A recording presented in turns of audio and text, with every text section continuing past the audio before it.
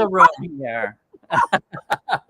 Doing the swim today because it's like in the 80s in New York. It doesn't get any better than that. Exactly. Hi. Hi, everybody. Welcome to If These Walls Could Talk. I'm Wendy Stuart. And I am Tym Moss. And Tim, you are streaming today. Yes, I am. I am streaming because you didn't have room for me there. Yeah, I know. We have dancing. I was doing this because I got plenty of room here. Nest of thousands happening here. So how is everybody doing today? You know, I'm a summer girl, and I have to tell you, I was walking down 2nd Avenue, and it's like 80 degrees, and I was feeling so fine. I just love the warm weather. Well, I'm kind of a winter person, but I can 80 I can handle. Right. 90, 100 can't handle. But this is fine.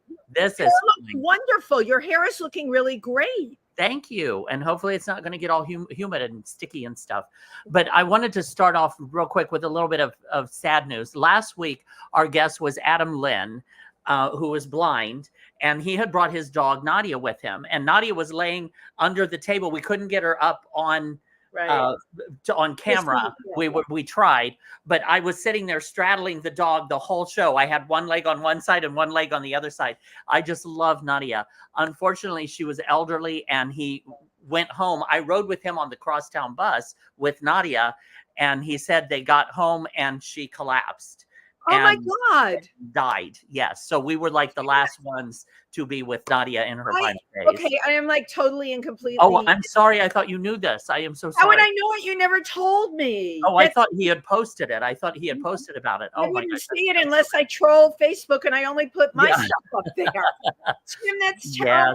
God, well, beautiful Nadia, rest in peace. And was he? It was so shocking. It was so unexpected for everybody. Yeah. I'm glad, though, that we got to spend some time with her. Me too. She was fabulous. And we got to give her some water, some cold water. Right. And she seemed like she was in good shape. Yeah, she seemed to be fine. Yeah. But she was up there in age. You know, I want to share this with people because I did a film with the Seeing Eye Foundation. When these dogs reach a certain age, they get retired by the person that they're helping, right? Because the dog can't function anymore. But of course, they're then kept as a pet, and then a new dog that's been trained is brought in. So they often have 2 dogs from that. And I would have loved for Nadia to have the chance to be companion. To be companion. I am so sorry to hear about that, and our condolences to Adam Lynn and his family. Please. From the bottom and the whole family. Absolutely. And, Tim and I also, okay, now that we're on this thread. Well, the next day I had dinner with a friend of mine right down near Pangea, Luna Sheffield. And she just passed her bar. Congratulations, her bar exams. So so she's doing really well. And then I went over to meet Wendy. Right. At Reverend Yolanda's memorial. Oh, wait, no, that was Crocodile. Well, we went to Crocodile, but I want to give a shout out to Reverend Yolanda. Her husband, Glenn Ganaway, passed away, and the memorial was at the beautiful Unity Church, and so many singers. It was really a beautiful tribute and send off to Glenn. And Reverend Yolanda, of course, is an amazing entity who is a real reverend, an entertainer, and an absolutely beautiful soul. She's been on this show, and she's really well known everywhere. So shout out to Reverend Yolanda. My God, things are like, this is just an emotional overload, Tim Moss. We did go to see in Crocodile Lair with Crocodile Lair. J.C. Austin and Jay Walker at Theater for the New City, and totally enjoy. I needed to laugh. And it made me laugh. And as I always like to say, I'd like to live in J.C. Austin's head, not for a long time, but I think I would have a breakdown. But how does he write these things? And in this particular piece that he did, so many of you might have seen Whiskey River, which was unto itself a remarkable piece. This one, though, the people all played animals, and the marvelous Jay Walker played a coyote, which it was perfect casting for Jay Walker. Absolutely perfect casting. Absolutely. Well, I was fortunate enough to do play reading for my good friend Marvin Camille down at I can't think of what it is. I think it's Lutheran Church on Christopher Street, just off of yes, that's I know that church. Tony and Tina's wedding used to be. Yeah, right. Yeah, and that was really cool. That was on Saturday morning. Oh, cool. And then we had a bite to eat, and I went over to Stonewall. Well, actually, I walked around the village, which I hadn't done for a long time. Right. I went to Raffetto's, which I love Raffetto's, fresh pasta, and picked up some fresh pasta, and then up to Stonewall for New York City Pride had an event there. Yes. So I popped in and said hello to everybody, and that was very nice to see everyone there. Well, and also now the village, for any of you that are in New York City, if you go down there now, Stephen Love Menendez, of course, is putting up his rainbow flags. There's all kinds of things already happening in preparation. And this weekend, starting tomorrow. Yeah, starting tomorrow in preparation for Pride. On the same note, I hate this, but I have to give the other side of the coin. There's a lot of warnings out there. So if you are partaking in Pride, as all of us are, I wouldn't miss one Pride event. Just be mindful, keep your wits about you, right? Yeah. And of course, the State Department had issued a warning. Yeah, just keep your eyes out. Keep your eyes peeled. Your eyes out and look out for your friends as well. Like that's anything new to us. Right, because God, we're New Yorkers. Well, speaking of New Yorkers, I went to a wonderful show here at Pangea Saturday night. Maria Connor for President, musical. She's so funny. She wrote the book Girl Shock, How I Dressed as a Girl for Halloween, and I forgot what the rest of it, but ended up finding my true self. It's something like that. But now Maria Connor, her newest thing, she's a wonderful musician, singer, pianist, and she and Jackson Sturkey have come up with a new play called Maria Connor for President. Yeah. And I'm not kidding you. We take this very seriously. There's campaign buttons, and I know, I love it. And Maria was really on fire that night. We had a great audience here at Pangea, and we really had a ton of laughs. And one of the things I love about Pangea, when that show was over, up in the front, I forgot the name of the band that they had, but they were playing like Joni Mitchell songs. It's a dichotomy, right? It's such a range of talent here. And I love being able to sing along with the Joni Mitchell songs as much as I loved rocking out to Maria Connor. So if you're looking to have a really great evening, you can come to Pangea, see the show in the cabaret room, leave there, and then there's always a show up front. Have a great glass of wine, have some wonderful food, and really have a great time. But now, speaking of a wide range of entertainment, a wide range. So this weekend is the Lower East Side Festival of the Arts at the Theater for the New City, which we're participating in. I'm going to be upstairs on the main stage in the Johnson Theater. The Johnson tomorrow night on Friday. So if you have plans for going out of town this weekend, change them. Wait till Saturday and come to Theater for the New City on Friday night. My time slot is 9:15, I think, or 9:16. And Wendy, you're going to be in the cabaret room. In the cabaret. My time slot, I'm doing 3 pieces and a brand new parody. I start at 10:04, and my brand new parody is right in the middle of my 3 pieces, and it's a duet. And I brought Icavelli on for this. I heard. So I'm very, very excited. And of course, after me is our dear friend Evan Lawrence. Evan is after you. The show will be closing out with Lady Clover Honey. Right. So we're keeping it all in the family. So everybody come out to Theater for the New City. It's all weekend, and it's free. My God. Yeah, exactly. It's amazing. In the afternoons, they have a stage set up outside on the street. Come down, enjoy that. In the evening, it's inside. They have upstairs and downstairs, the cabaret room and then in the Johnson Theater. And there's just all kinds of entertainers all weekend long. And a shout out to Crystal Field, what she does for the theatrical world, what she's doing, not only here, but just in general, the amount of work that is produced at a Theater for the New City. I mean, this woman should be getting like the Nobel Peace Prize for bringing theater and sustaining it in New York. I'm not kidding. It's like, let's give credit where credit is due. Absolutely. Right? She's been an ally of our community and the theatrical community. She's just allowed like experimental theater, and she's just open to all things. I love her. Right. And my God, now we're talking about theater, which brings us to today's guest. I put a little light on my dismal situation. I can see Tim. I'm so excited because I don't want to mess up my introduction. Today, we have two amazing people with us, playwrights, producers, actors, collaborators. They came up with a wonderful show. It is a high camp, as I call it, gender bender comedy, paying homage to classic romantic films of the mid-20th century. The play will be at the Chain Theater. It's part of the Chain Theater's Factory series. It's from the 13th of June to the 24th. Okay, this fabulous play is called Tomorrow We Love. And put your hands together for Jeffrey Vause and Steve Hauck. And I have to slide out. So Tim, entertain our audience. Okay, let me entertain you. Let me make you smile. Nova a new tricks, and there is Stephen Hauck.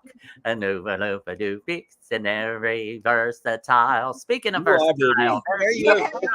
Slide over a little bit more. All right, we're all here. Okay, are we all in front? You're all so cozy.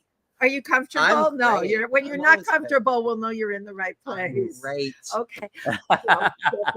Hello. Hi, Tim. Hi, Tim. I'm Jeffrey Vause, and I was so excited to be part of this show nearly 2 years ago when I was in my cabaret performer world, when I did my show Aloha Oi at Don't Tell Mama and here. Yes. And you were on the show, so this is exciting to be back. Well, you know why you were on this show? Joe Preston, our amazing friend Joe Preston, had seen you at Don't Tell Mama, right? And that was your first time doing Aloha Oi, that right? Was and he's show. Like, this guy's new. I'm like, I don't know, but we've all had our finger in a lot of things for a long time, and I'll just put it that way.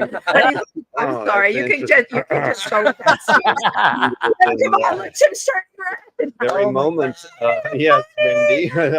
Fingers in every pie. Right, but Joe Preston said to me, "You got to see this guy. I love the show. You need to have him on your show."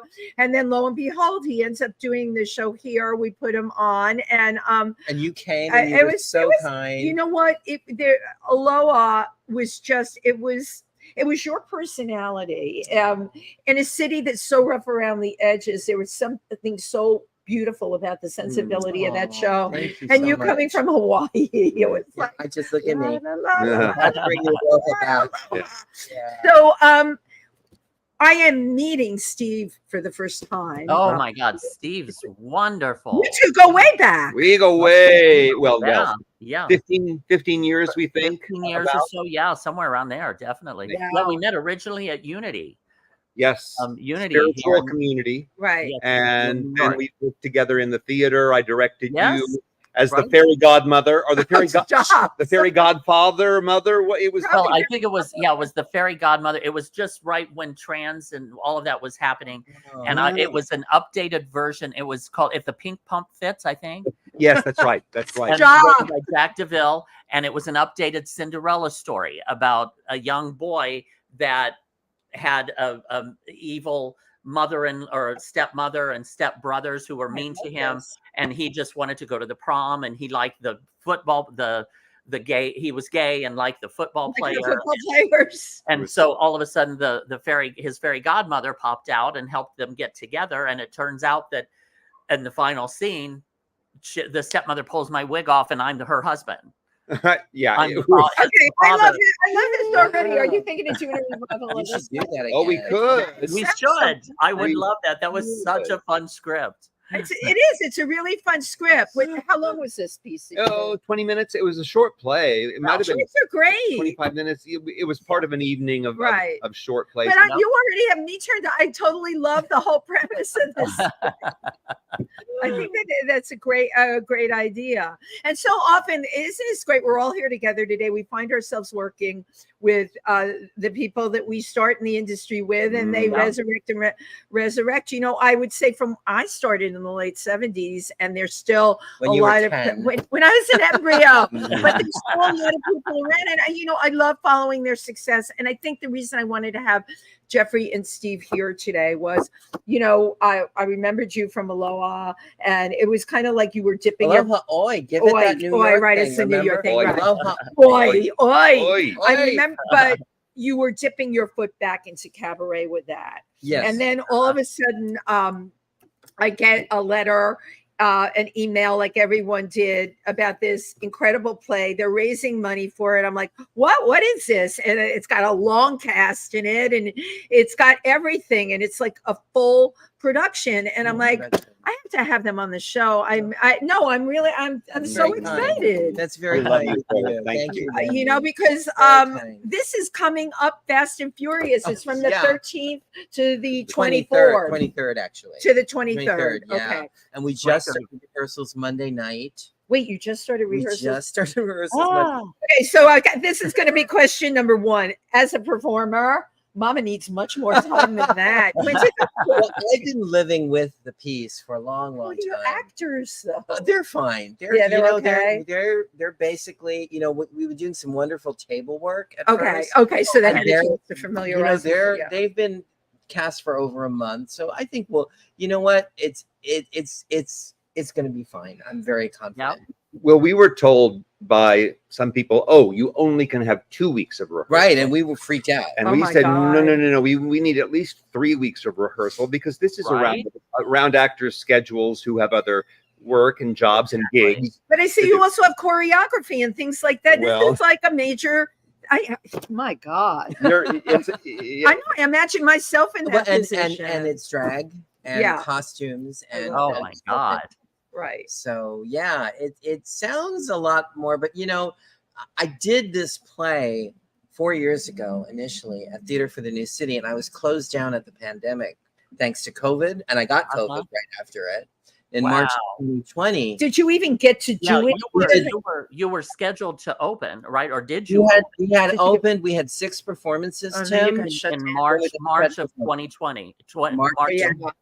Yeah, it was March 12th. Remember when Broadway shut down? March 12th? Well, they shut New York down March 12th. I remember because I had COVID by March 16th. Yeah, me too. How did I? Me too. I lucked out. I always tell people I got OG COVID. What was that? Original COVID. original gangster COVID. Smell and taste for 8 months. You know what's weird? Not for 8 months, Wendy. You know what happened? I'll never forget. I was eating dinner with Freddie one night, and what's wrong with your cooking? I can't taste anything. And he's the best cook, and I'm like, I can't taste anything. And then the next morning it was fine, so it wasn't that.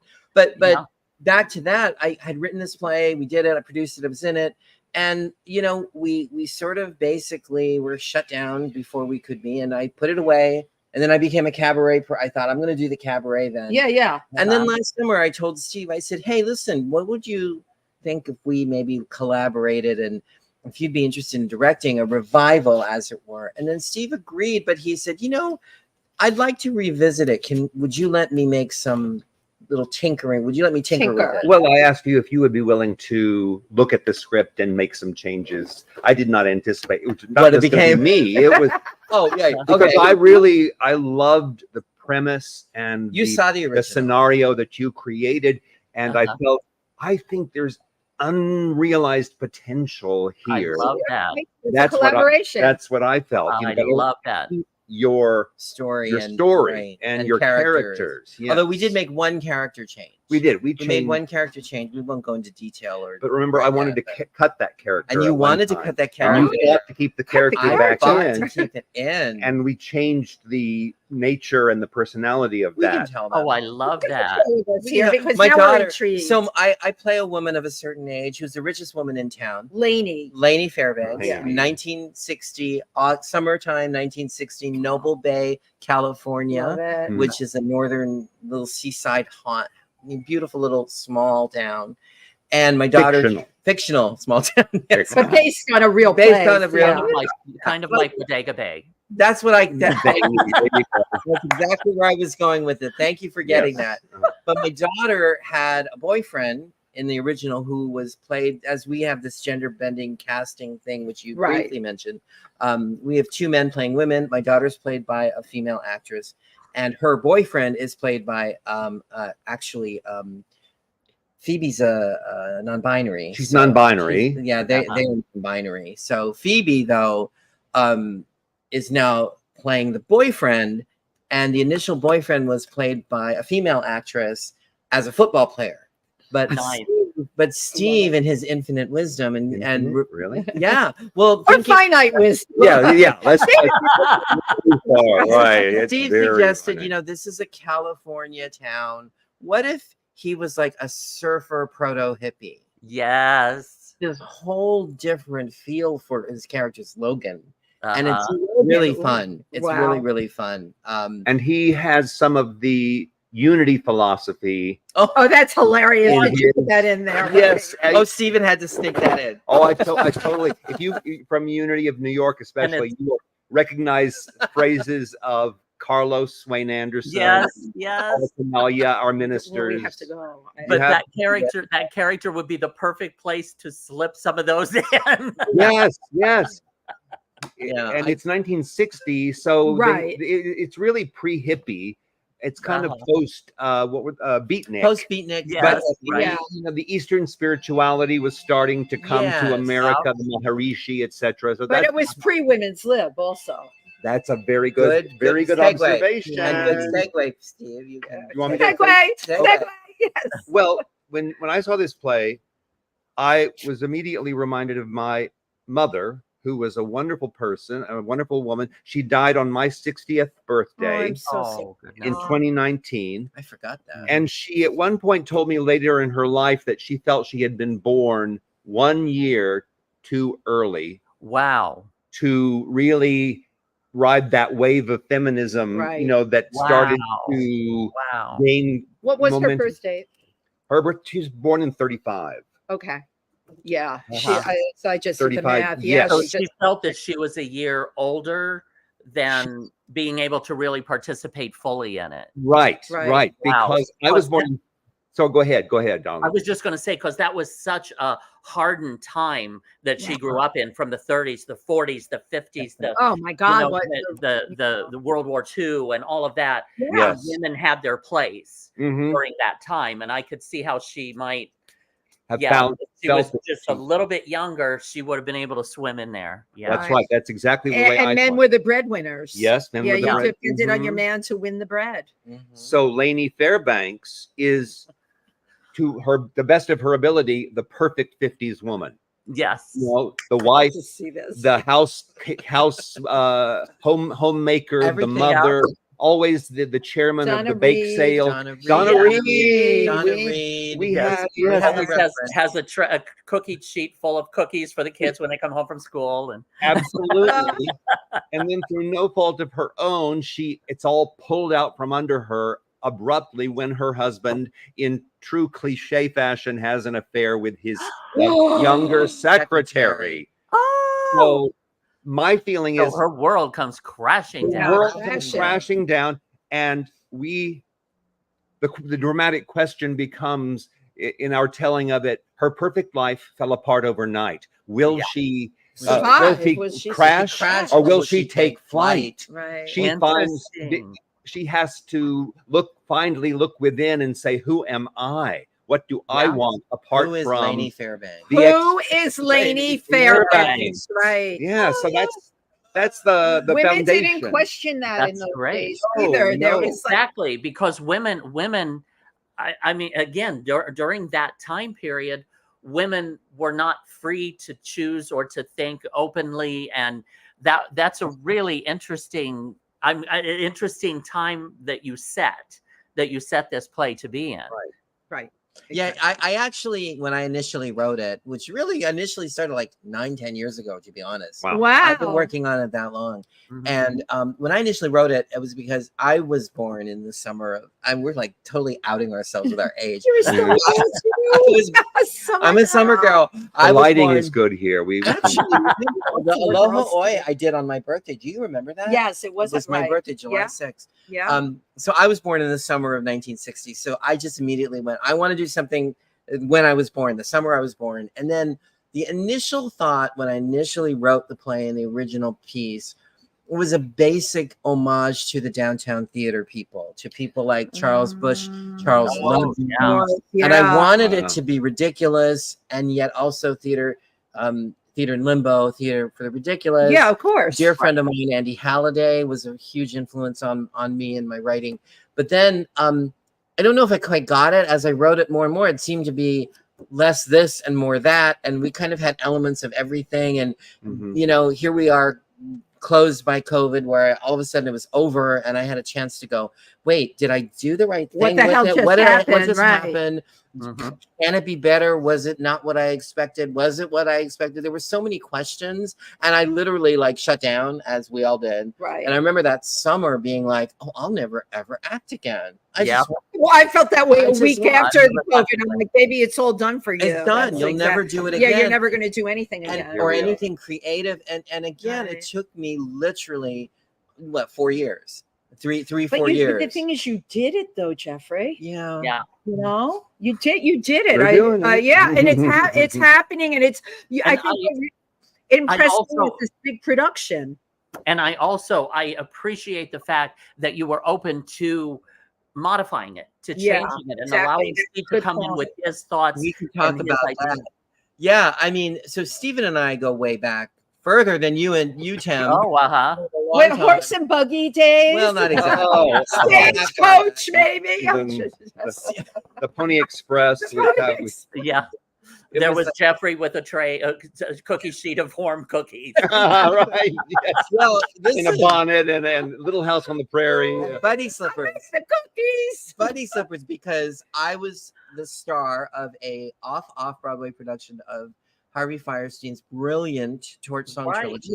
Right. Played it, and actually, it's literally. Oh my God, it was unbelievable. I had played David the son in Hawaii before I moved to New York in the 80s. Right. And then when I came here in the 90s, it was 1997, and it was May, so we're going on 27 years knowing each other. Nice. Steve was cast as the third. We had two other Eds in the production, and he was cast as the third. So you both had. So we played. That's so funny. We played lovers. We played lovers. Ed is a bisexual man in the Torch Song trilogy who does have a on again, off again relationship with Arnold. And I always told Steve, you know, it was such an amazing. We did it at the Grove Street Playhouse, which is no longer. Do you guys remember the Grove? Of course I do. Of course, it's no more. The whole no more. It's like a German restaurant, like 3 times over. But oh my God, what an amazing production! The only regret I ever have about that, because I think I did some of my best work. Not to, you know, put my horn. What a role though! Look at the role that it was like the Gotterdammerung of gay theater. And you had just really come here. I had been here about 6-7 years. Yeah, but to get something like that is like, and I was fortunate. I got to work on it for about 6 months. So I really got to get into the character, and then Steve comes along and then just like blew our heads off. And every night it was so. That Steve is a head blower. I know. Yeah.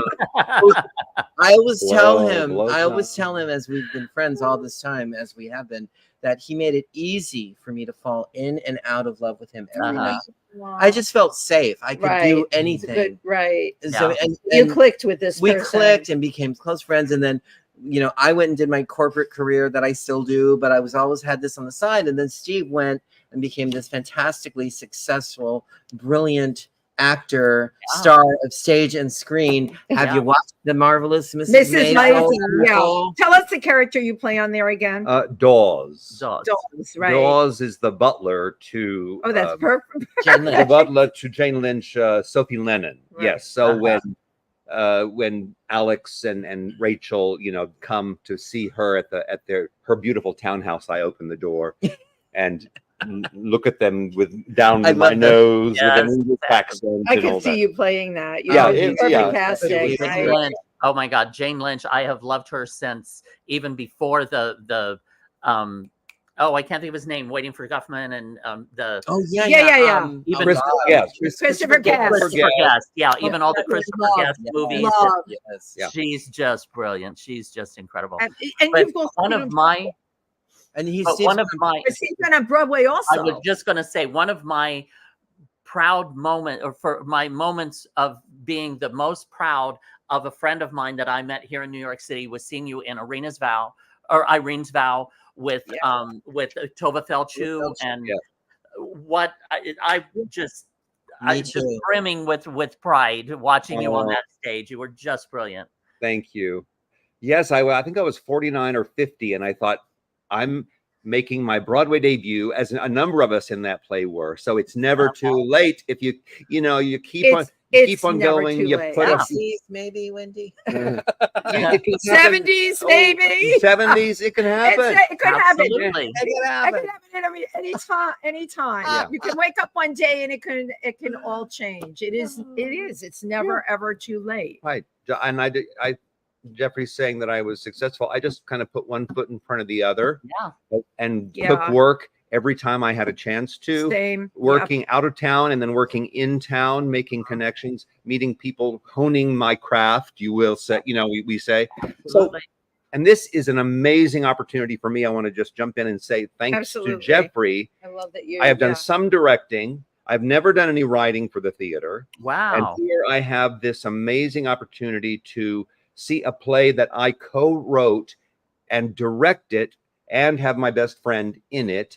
Nice. And how many people get that kind of opportunity? Right. Very lucky. Off Broadway, it's still Midtown New York City. It is. They changed The theater is, there are things 312 West 36th Street. They changed Fourth floor. Right, fourth floor. But you're smart because you recognize there are people that would say, oh, I've been on Broadway. I've been on The Marvelous Mrs. Maisel. And I know you've done a score of other things, but you're jumping out there and you committed to this project with this guy, and you've opened up a door for yourself in a whole other area because it's never too late. Right. Exactly. And it's scary to do something new, something that you don't have a track record or some kind of record of success, so that you can go, okay, I know I can do this. There are moments when I say, I'm not. How am I doing this? I can't do this. Right. How am I doing? Right. Who am I to think I could do this? But Jeffrey's very encouraging, very loving. He tells me, no, you can do it. And I say, okay. Yes, you can. Yes, you can. Yes, you can. Well, and to that point, the collaboration was scary at first because it's new. It's new, Tim, and I had to let go. And I'm like, okay. Right. I was going to ask, how does ego get in the way of that? It does to an extent, because at first when Steve and I we would meet, and then we would go through the script and line by line, and we would go, well, he would say, I think it should be this. And I would be like, why? I would be very protective of what I had written. And, I knew it needed to be fixed and worked on, and I wanted it different. And, we've done so much that we've actually compressed. And one of Steve's points, make the action tighter.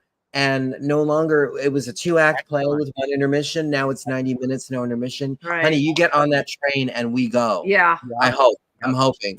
Yeah. But that's how it's written now. And that was Steve's genius in taking what I had done, and let's get rid of the extraneous, Let's just stick to this woman's story, her journey. Her husband's left her. Her friends are taking advantage of her. Her daughter's a problem. The town is turning on her. The town is turned on her. Turn on her. She has become, and poor lady. I know. And the other thing that Steve added, which I hadn't thought of before, was, what if she's the richest woman in town? Right. Oh, wow. Now we have her living. She has a beautiful ocean view. She talks to the ocean. It's hilarious. She talks to the ocean. That's like her. Oh, I would too. That's great. She talks to the ocean. And she has this gorgeous house, this gorgeous clothes. She's got it all for 20 years. Perfect. Her life is perfect. And the rug is ripped out. And what is she going to do? How does she survive? What happens? And hopefully it's compelling. And what I like that Steve has also done, I think, we call it a comedy. It's not a laugh out loud comedy, I don't think. I'm there hoping will be moments. I'm hoping there'll be moments. We're finding balance. that balance right now. Well, when I come, you'll know what's funny. Yeah. Because also we laugh at the right thing. You guys do. Yes. You're the We like to audience. laugh. We enjoy theater. Aloha Oi, you were like right there, front and center with Alan. God bless. Yeah, God bless. Oh, rest God in bless. peace. He was Yeah. so sweet. Yeah, he really was. But I just know that you know, when people have a few people have occasionally mentioned that little thing, that little skit downtown that's moving uptown, that Oh Mary show. Well, yeah, but it's completely different, right? And I haven't seen it, but from what I know, have you guys seen it? No, I'm dying. Bianca Lee is in it. Bianca. I'm so happy for Bianca Lee. Yes. I mean, because she's an amazing actress, and and she's but hello, we all have, and when you see it pay off for somebody like that, she's an incredible actress, and it's going to Broadway. My God, it's exciting. And I put myself in the lottery for that, by the way. I did yesterday. I wanted to see it early on, and then I think I would definitely want to go. I missed the boat on. You know how sometimes you miss that downtown boat. It's like, okay, this is a real happening. There's so many boats. There's so many. It's like we're all on the Titanic jumping into those lifeboats. Everybody we know has a damn show. There was the Hamilton lifeboat. Right. You saw that. I saw that at the public. You did. I saw it at the public. Wow. Oh, with who played Jonathan Groff played him. It was Byron Darcy James played him down in off Broadway. Played the King George part. Wow. And you're just blown away. I remember shaking at the end of that piece. But the reason I bring up O'Mary, which again I haven't seen, I wish I could. I don't think I'm going to be able to because it's just doing so well. I might do the lottery. I'm doing the lottery. But it's not, people are like, a few people have been, it's O'Mary. It's like, no, it's not O'Mary, because I think O'Mary, from what I've heard, Cole has done a brilliant job of making this skit about what if Mary was this, right? Which I think she's an alcoholic, right? Cabaret right. Whereas our show, I think, really does tell a story, and the characters, I think you'll relate to. Hope so. We hope. And I think they're fleshed out, and I think that we really take it seriously. Right. We're sort of sending up the genre, but we're also honoring it.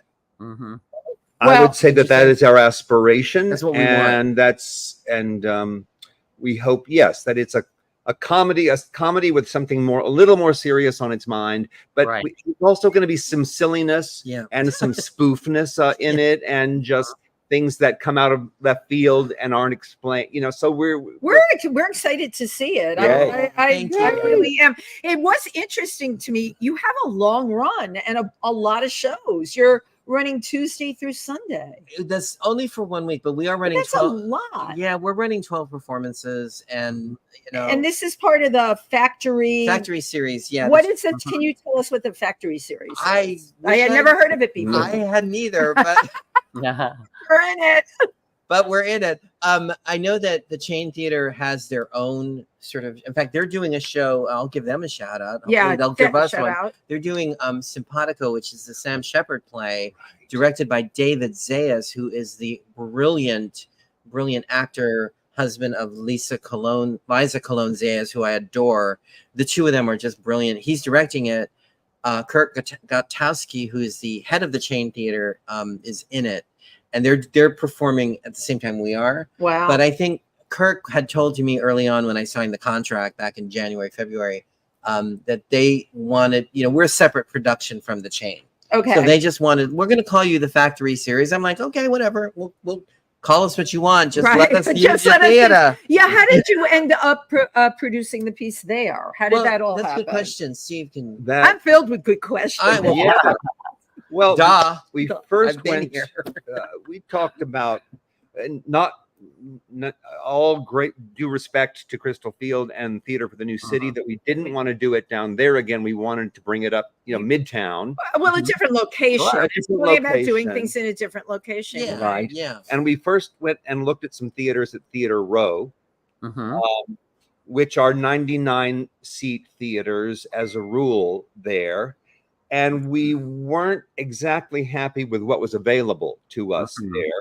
And I don't even know how. Well, I think what happened was, it was interesting. We went to look at the spaces that were offered, because I gave Steve an ultimatum. I said, let's do it this summer and we'll do it. And that's it. We're Right, gonna do we'll it. do it. We'll have it out there, and God damn pardon my French. Let's just do So what it. do you just start walking around and talking? How does one do this? Yeah, well, we had already been working on the piece, and we would meet often. We would work on it. But how did you the theater aspect of it to decide where one is going to produce? Well, the work? so we went to Theater Row, and we said, okay, we want to keep it 99 seat or less. And it was your idea that night you called me to do it the chain, because you said we were this close to signing with Theater Row, but I just wasn't comfortable with the actual space. We were like, it was a secondary space for the period of time we wanted. We really wanted to be like the last of June. We wanted to be part of Pride a little bit, And so Steve called and said, hey, the chain theater's got a 99 seat and a 65 seat. And I think I just may have gotten an email from them or seen something on Instagram. It just popped up. That's funny how that happens. That you were supposed to. Well, again, that's and it was funny. That's the unity thing. Everything happens in divine order. Everything happens in divine order. And what's supposed to happen will happen. Everything. Oh God. Okay. Everything. You got another one here. Yeah. There are things that have gone bad are happening because they're supposed to. But having said that, also, producer Jeffrey Hauck, because I've done this a couple times, and I don't know if I'm good at it, but I just do it because I'm the sort of person that, who else is going to, I really believe. You just answered it. I don't think they're as good at it, bad at it, or whatever. Who else is going to do it? But that's you, Wendy. That's Wendy Stuart. Yeah, you gotta do it. Tim Moss too. You guys are like the poster children for that. Get out there and do it. Get out there and do it. And so I put on my producer ad and I said, let's see, 40 seats sold in a 65 seat theater looks a hell of a lot better than 40 seats sold in a 99 seat. Bam. There with Bam. That's true. That's the math, right, Tim? That's the math. Do the math. And, I struggled with the ticket pricing because, Theater for the New City, God bless them, they want to keep things, affordable, which I love that. And I can only charge a certain amount. And, I do have some, we've, oh my God, people have been so generous. I've raised over $17,000. Just in my email. Just an email from people I know, people who gave before. But there's also a reality of cost and cause. It's not cheap. You guys know. Exactly. Theater, New York City theater, people don't realize it's expensive. It's not cheap. Expensive to put a show up. And we've gone next level. We have amazing designers. We have a couple of really great Carnegie Mellon graduates. Oh, you do? Seriously. Oh my God. Yeah, they're great theater designers and an actor. And an actor are from Carnegie Mellon. And they know each other, which is hilarious. Right. Our set designer, Evan, our lighting designer, Sasha, Phoebe, who's playing Logan. And, I wanted to step up. I want to step up a notch. I want it to look professional. I got that feeling when I read the whole press release and everything on it. Yeah. But as you know, that costs. Right. My PR guy costs money, theater rental. I wanted to pay the actors, a good amount. These people are coming in. I know that these aren't necessarily people that do this for a living, right? So they have to day jobs. They're aspiring. They're aspiring, but you know what? They got to pay the bills. Right. So it's a different New York than when we used to do showcases. Absolutely. And I just wanted to keep it simple, and I wanted I want the quality. I'm praying, and that's the good thing about Steve is that he's 100% behind it. We want the quality to be there. Right. We want people to really get a sense of that world, and we want it to feel, we want you to go on the journey with us. Yeah. The first production we're going. Was we're going. Hello. The first production at Theater for the New City was directed by a mutual friend of ours, Grant Neal, shout out. Had worked with the Ridiculous Theatrical Company. Oh, so perfect. He had worked with Everett, not with Charles Ludlam, but with Everett Clinton. Everett. Lovely Everett. And he brought that sensibility to the production. And this time around, I wouldn't say we're taking a more conventional approach. Maybe. I don't know. We're more like we're finding our own dynamic. We're finding our own you're finding your own space within the piece. And it has to be. It has to be. Is the two of you doing that, right? It has to be. Yeah. I mean, like I said, initially I thought it was this. And then when Grant had come aboard, he really did an amazing job. Grant, if you're out there, hi Grant. Hey Grant. Thank you so much. Grant has given me, he gave me the wings to do it the first time, and I will never forget him for that. I love and it. you know, it's really about taking it to the next level. Right. Is really the only way I know how to put it. Right. You know, Right. Exactly. we want to be taken seriously. Heck, we're hoping that somebody, you know, as we all are, who knows, but somebody look what happened with O'Mary. O'Mary. You know, and we're not O'Mary, but hopefully we're but you're hoping we're tomorrow we love. That's it. Right. Absolutely. Now, can you please just tell everybody when, where, and what time, and where they can get tickets? Yes. Oh, sure. When, where, what time? So we are at the Chain Theater, Factory Series at the Chain Theater, which is 312 West 36th Street on the 4th floor. Got it. We are performing the first week it's Thursday through Sunday, and the second week is Tuesday through Sunday, June 13th through the 23rd. Okay. We have Saturday matinees on the 2 Saturdays, right? And we close Sunday afternoon, June 20th. And you're at 7 o'clock at night. 7 p.m. shows, so you'll be out of there by 8:30. Oh, that's good. I have Long Island people who are like, "Oh my God, you're right near Penn Station." I'm like, exactly. Exactly. So they'll take that 9 o'clock back to Huntsville. Location. Thank you. And I wanted it. You know, I wanted an early start time. I thought, you know, I don't know. As I age, is it wrong that I don't like an 8 o'clock curtain? I am right there with you.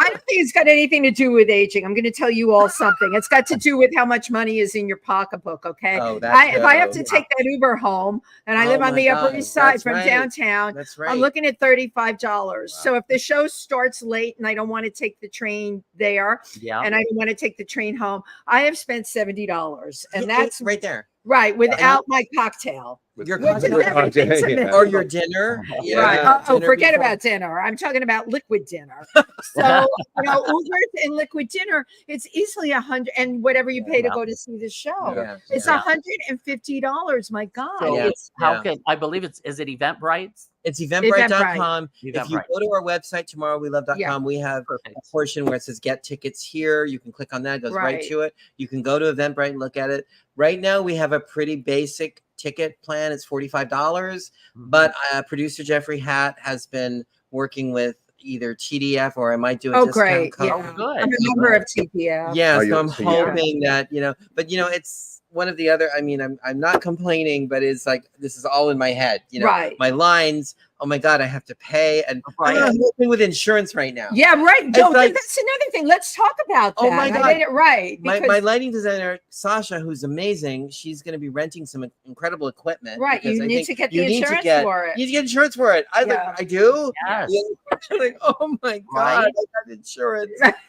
So I thought the COI that I got for Chain was enough. What is COI? Certificate of Insurance. Okay. I thought that was enough, but no, I need that. I need a flame proofing certificate. So you're using fire in the show? No, but I think the Chain requires. The theater requires. Oh my God. We can't have smoke. They won't let us. No smoke. Which I was kind of disappointed. I kind of wanted a cigarette moment. Yeah. Wait, you think that's smoke? I think so. Oh my God! But a joint moment. A joint moment we might have had for our proto hippie. Logan. Yeah, for the boyfriend. Yeah, but well, you know what? You should have lines of Coke. Then you don't have to worry about anything. Problem solved. Simple. And just do some baking soda, and it'll be fine. Yeah, but it is on Eventbrite. Keep an eye. I mean, I shouldn't say, you know, don't buy tickets till discounts, but there possibly will be some discounting going on. Yeah, cool. The brilliant thing about my world and the wonderful people that support me, and it will make me cry, is that they've already bought tickets, right, to support people. People have sent money and bought tickets, and I kept thinking, they're your angels. $45, is that a lot? And I said, no, you know what? A Broadway play now is $200. Easy. Says with the Uber and all. I just do the lot if I'm going to do. That's the closest I can get to do a lottery. We'll do TDF on occasion sometimes, like TDF, you know. But I can't, you know. And I thought, well, I don't want to undercut myself. I'm not doing this to make money, guys. I'm really not. Oh my God, no! It's the cost to do a business. But that is part of it. Money is. It is part of it. Money to do this. Exactly. And why not end up with some in your pocket? Hopefully, that's the goal. And I think that, you know, again, if we step up our production game, which we have, we that's have these obvious. incredible designers. We have this amazing group of actors that I really feel. I have costumes, wigs, lighting, choreographer, assistant choreographer, sound person, stage manager, assistant stage manager, PR person. Wow. And this is before you even get to the actors, right? Ka-ching, ka-ching, ka-ching, ka-ching. You can hear those dollars going. Right, because we want to pay people at least enough that it's worth their time. Right. You because have to, everyone's doing it from love and from an artistic impulse, but we have to think about the reality of living in New York City. And these are professionals. These are for people for whom their time is valuable. That's the way I think of it. Well, I think with the way New York has become, even if you're a professional, most professionals I know have second jobs. Well, I know a lot of people like you. They have a thing that's a guaranteed thing. It is very hard, and I can speak because I go from gig to gig to gig I know to you gig. do. And you know what? I have, but I've reached a point, and someone said to me, "How do you do it?" I said, "You know what? If somebody offered me a lucrative job in the arts, something that I would enjoy, I would take it. I would absolutely take it because I have been the last model standing all by myself for too long. And it's very hard in this city. Oh, it's so sad. It's so hard in this city. And now there's congestion pricing. Oh my God. You know, when congestion pricing, I was like, oh crap, when does the show end? June 23rd. Oh, good.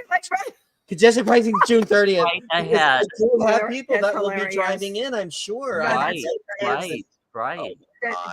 The struggle is real. But also, like you were saying about the money and this and that, and it is show business. It is a business, and you have to approach it as such, because without the business, there is no show. So, thank you, Tim. So true. So I want to talk to the both of you about the common denominator here, the influence of your mothers. Yes. You're going to go first. Because I know a little bit about him. But Well, yes, I saw my mother in this piece because, as I said earlier, she had this feeling that she was born a year too early. My parents met at Princeton Seminary. Wow. In 1958, I think it was, Princeton University, as far as I know, was still all male. Men, all men, right? But the Princeton Theological Seminary that trained ministers was co-ed. Did not know that. Yeah, so he came from Ohio, she came from Atlanta, Georgia, wanting to be a minister, but it became very clear to her that there was no support for her to be a minister.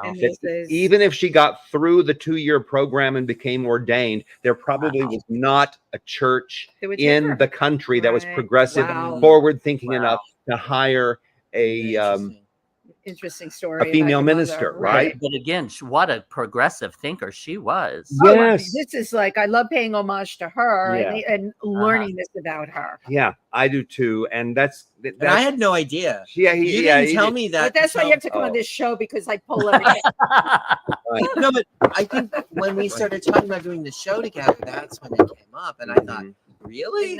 I thought, okay. That here's a woman who's done everything she right by she's supposed to do the social standards, right? And everything's taken away from her by this, an arbitrary decision by her husband, who has all the power. As you were saying, women were not allowed to sometimes have checking accounts. They were not, they didn't have any real autonomy. So in our story, that becomes a blessing. But it's I love the way you wove it in. It's a fresh start for Lainey. Lainey is not destroyed by this. She finds. Oh wait! Spoiler alert! A new. Getting that Lainey is We kind of figured that out. Lainey's made it tougher stuff. And ironically, I could say one more thing, that women at the time, and maybe to this day, live their lives through the perceptions of men. Yes. Right? And here we have two men playing women who then must find their true, so there's this true feminine power within themselves. So there's levels of irony here, which I hope will be, will be interesting as well as funny and somewhat maybe even thought-provoking. Thought-provoking to your audience. That's where I was going. I want it to be funny and entertaining most of all. Right. But anything else will be gravy. And of course, I want some substance. And I know Jeffrey and I both share that. But now knowing what I know about your mother, I'm gonna, when I come to see this, that'll play in my head. Right. Your relationship with your mother. My mother, oh God, she wasn't in this at all. I wasn't thinking consciously of her because she wasn't the perfect homemaker. And she wasn't the perfect. No, my mother, I was the fourth of four. And by the time I came around, they were like, whatever. That one sings and dances. Here's a knife. Go outside and play. Yeah. Well, right. Yeah. I was the third. I was very close to my mother. My mother actually, a brief story. My mother had epilepsy, and when I was born, she wasn't able to, really, I think, take care of me. So my sister was 14 at the time. She and I bonded. I think she became my mother. She taught me how to read. We were very, very close. My mother was a woman from Hawaii who was, just a house. Isn't that terrible? Well, but that's what it was in those days. Yeah, she took care of 4 kids. Right, she had 4 kids. We had 4 kids. I think I said it in Aloha Oi in my cabaret. We lived in a small house with 2 bedrooms and 1 bathroom for 6 people. Like, really? Wow. How did I do that? But to your point, my mother, please, abortion came along, and I'm from a Catholic family, and I went to a rally to support abortion. I mean, banning abortion. When Roe v. Wade, I was a kid. I remember marching at the Capitol. I had to. Right. So they were very, very conservative. My mother probably was only in this play, maybe in terms of how I play her. I think because she pops into my head and how she would say something and like that. But I had never intended it to be sort of that way. And I love that Stephen brought that into it. Yeah. Because I think this pulls the play into like a whole nother dimension that I wasn't even thinking writing this silly piece like that's a takeoff on, Peyton Place or Summer Place. And Stephen comes in like, the mother, the women. I'm like, wow. Yeah, I haven't even seen it, but I'm really psyched because like I know you've played down a little bit about your mother's influence on it. Bit, yeah. I want to see what I see when I go there. Okay. Yeah. In the development of the character. Yeah. Mom, I was Mom is a very huge part of my life. Huge part of your life. Part of my life. She's gone 10 years now. So, wow. Yeah. Wow. Yeah. Well, I love what you've done with this piece, and we're just all excited. We've got some comments too. Tim, do you want to do the comments? We have a couple. Suze Genero, a designer friend of ours from Massachusetts. She says hello to everyone. Suze. And B. Claudia is back. She's from Germany. She says hello from Germany. Great to listen to you. And she mentioned a couple others.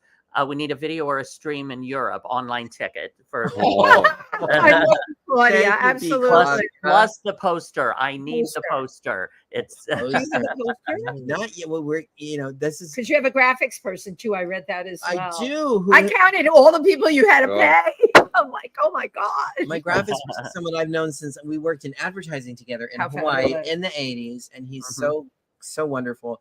We just today, I think you're going to get it delivered. Our postcards and our poster. Oh, sweet. So we will make sure it's around. Yeah. No, I would like to at least email it to B. Claudia so she could. Yes, absolutely. Oh, great. I would like to know, again, with the friendship that you have had for so many years, what it was like to be working together so closely on a project like this.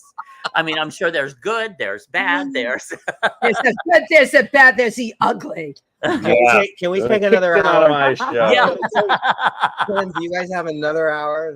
Really you nailed it earlier, Tim, when you congratulated Jeffrey on his willingness to collaborate with me, because I think I was a little not tough, but I was firm. Like I was clear that I felt there was, like I said, unrealized potential, and that there was stuff in the play that I thought could go.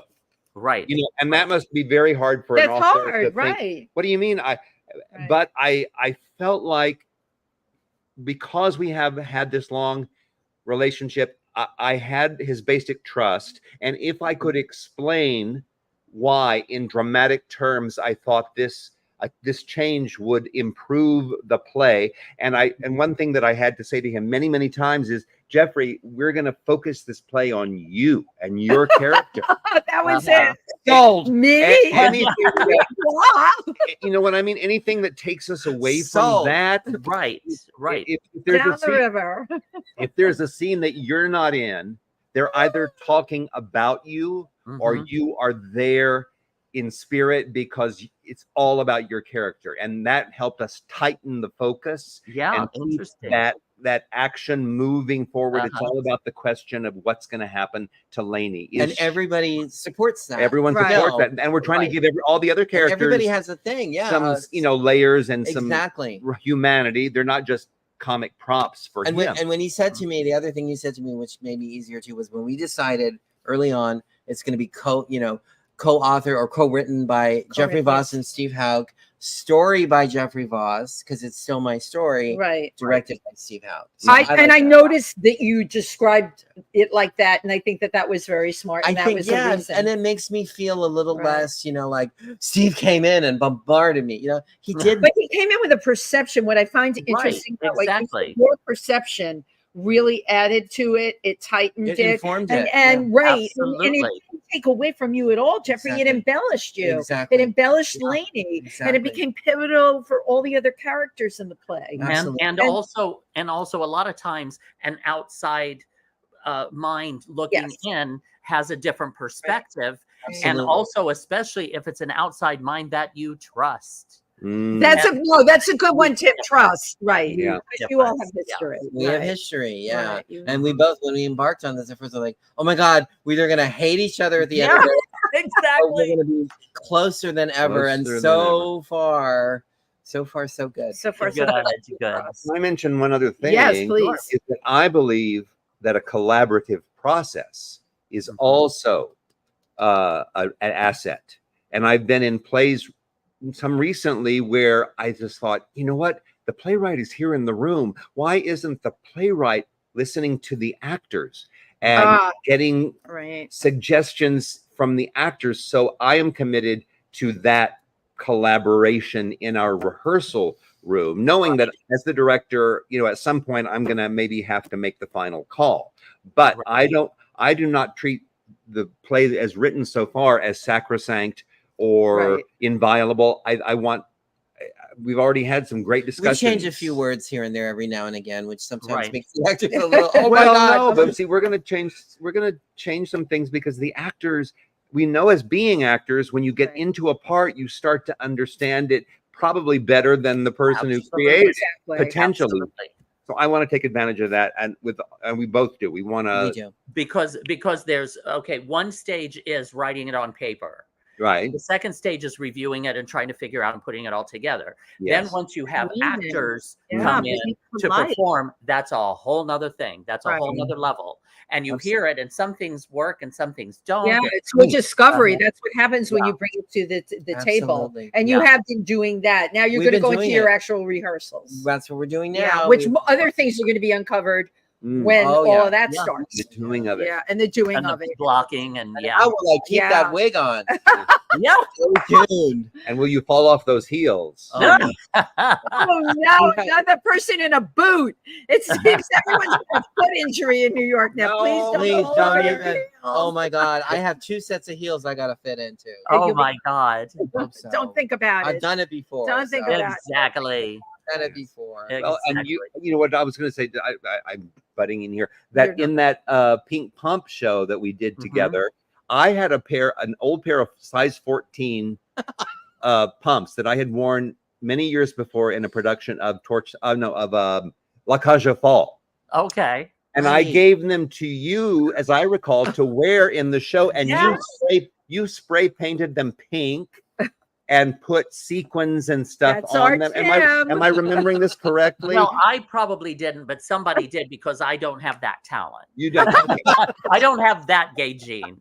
So men in high heels, size 14s, you know, is a thing. Right. Yeah. Well, they all wear size 14. Yeah, That's why they're it's big a girls. thing. Yeah, Right. that's why. But everybody out there, please go to tomorrowwelove.com and you can find out all things about Tomorrow We Love.